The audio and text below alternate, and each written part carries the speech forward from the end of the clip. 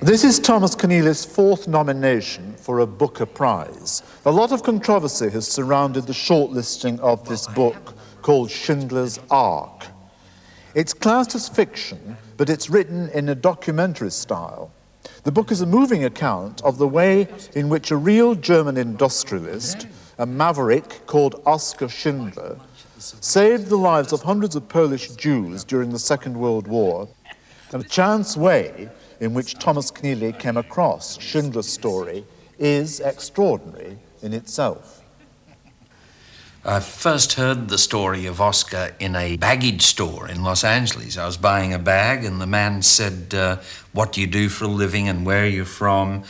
And then he said, boy, have I got a story for you. He said that he had been saved by an extraordinary Sudeten German who seemed to combine all the qualities of the good soldier's fight, Ned Kelly, Robin Hood, and that this same German had extracted his wife, the baggage store man's wife, from Auschwitz.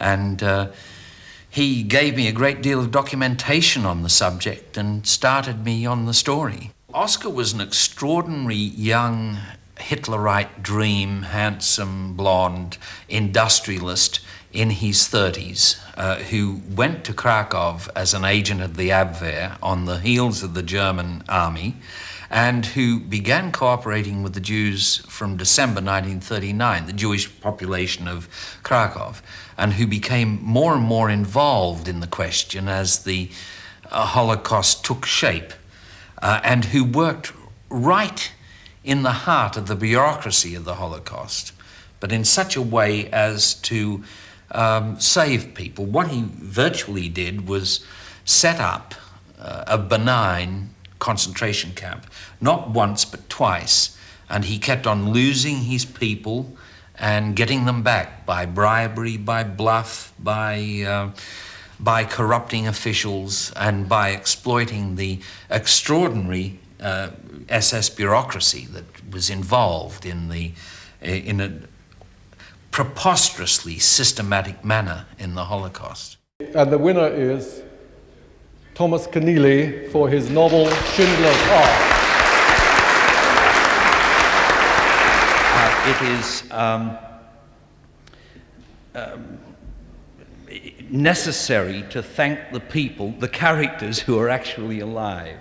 And one of the characters is a luggage merchant from Los Angeles, whom I mentioned earlier in the recorded interview, Poldek Pfefferberg, or Paul Page. Not only can I recommend his merchandise, but he was the man who gave me the story, and I'm in the extraordinary position of that's akin to that of a Hollywood producer when he humbly accepts his Oscar and thanks so many people. Normally a writer doesn't have to thank so many people, but most of my characters are still alive, and I'd also like to remember the extraordinary character whom Oskar was.